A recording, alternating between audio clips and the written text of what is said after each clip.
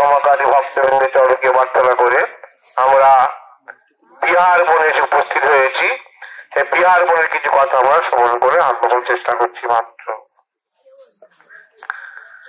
বিহার আপনারা তো শুনে রেখেছেন, কারণ যারা বাংলায় থাকেন তাদের কাছেই হলো বিহার প্রদেশ, কিন্তু এটা হলো বিহার বন। বৃন্দাবন দ্বাদশ বন নিয়ে বৃন্দাবন, সেই দ্বাদশ বনের মধ্যে একটা হলো বিহার বন।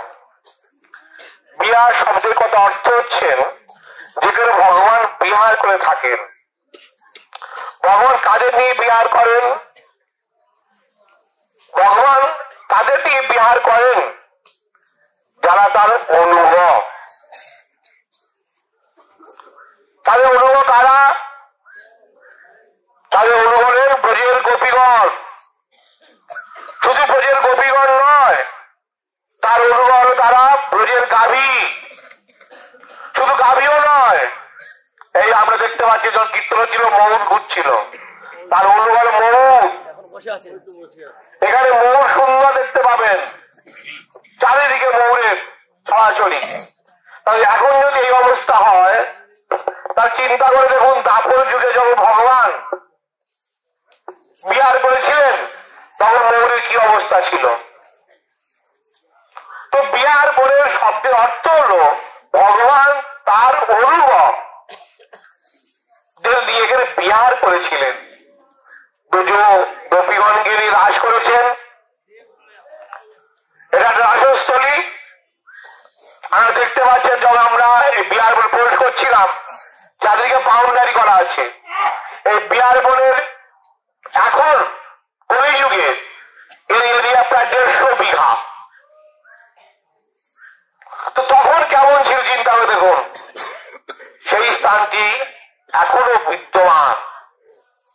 যদি আমরা অন্তর্দৃষ্টি থেকে চিন্তন করেন যে ভগবান ব্রজের গোপীগণকে নিয়ে ব্রজের গাভী, ব্রজের ময়ূর, ব্রজের হরিণ সবাইকে নিয়ে নিজে বিহার করেছিলেন, এই সেই স্থলী। এর নাম হচ্ছে বিহার বন। আমরা এক এক করে দ্বাদশ বন ভ্রমণ করব।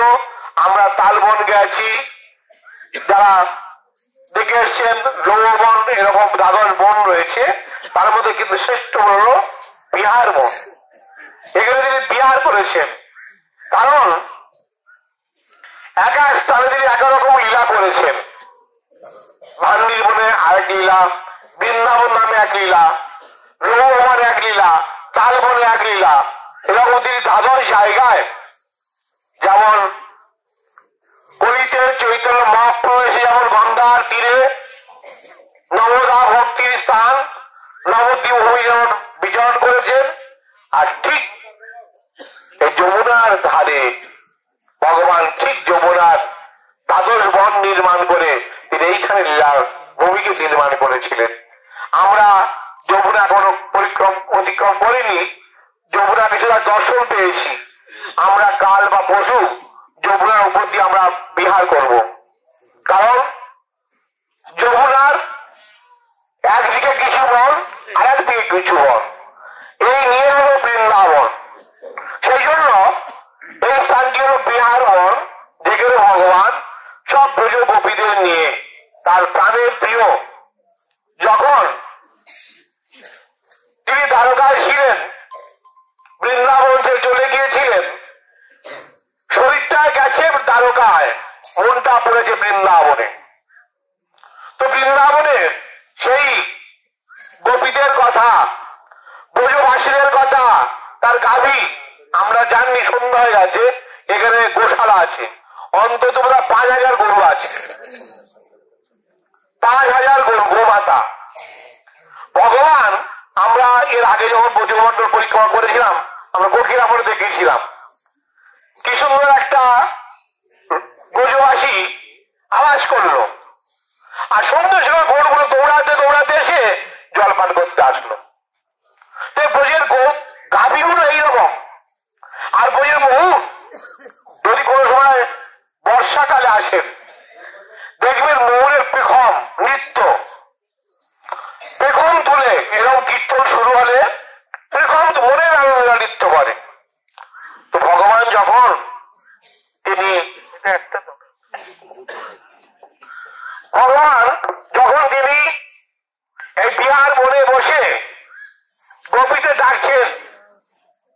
আমরা মাইক ধরে সকালে ডাকি না, উঠে পড়ুন, চলুন, পরীক্ষা এসে গেল, সবাই উদ্ভিদটা ত্যাগ করুন। ভগবান ওই রকম ডাকতেন না। ভগবান কেউ ডাকতে জানেন তো? এই বিহার বনে বসে মধুর সুরে তিনি বাঁশুরি বাজাতেন। আর সেই বাঁশুরিরা গোপীদের ঈর্ষা হতো, হিংসা হতো। কারণ গোপীরা বলতো, দেখো একটা কাঠের বাঁশুরি, বাঁশের বাঁশুরি, তার ভাগ্যটা দেখো। আমরা তার এত প্রিয় হয়েও তার অধামৃত কিন্তু পান করতে পারি না। আর একটা কাঠ না বাঁশ, সে কি জনম তার পেয়েছে, ভগবানের অধামৃত পান করছেন। এতেই তাদের হিংসা হতো বংশীকে দেখে। ভগবান এই বিহার বনে বসে যখন বংশী তৈরি করতেন, এক এক ধনীতে এক এক গোপীরা আসতো, এক এক ধনীতে এক এক গাভীরা চলে আসতো, এক এক সুরে ময়ূর নৃত্য করত। চিন্তা করে দেখুন, যেমন বাঁশুরির 7টা ছিদ্র আছে। আমাদের এই সজীব বাবু জানবেন, উনি বাঁশির মাস্টার, তো উনি জানবেন ভালো। বাঁশির দেখবেন 7টা ছিদ্র আছে, এক একটা ছিদ্রে এক একটা সুর নির্গত হয়। যেমন হারমোনিয়ামে দেখবেন সারে গামা পাধা নিশা, 7টা স্বর রয়েছে, স্বরের গুণ এই 7টা, সব জায়গায় দেখবেন এই 7টা সুর রয়েছে। তো ভগবান এক এক সুরের দ্বারা এক এক গোপীদের, কখনো তিনি গাভীদেরকে, কখনো তিনি ময়ূরকে, কখনো তিনি হরিণকে নিয়ে তিনি হরিণানন্দের সাথে বিহার করতেন। এই জন্য নাম হয়েছে বিহার বন। জয় জয় বিহার বন কি জয়।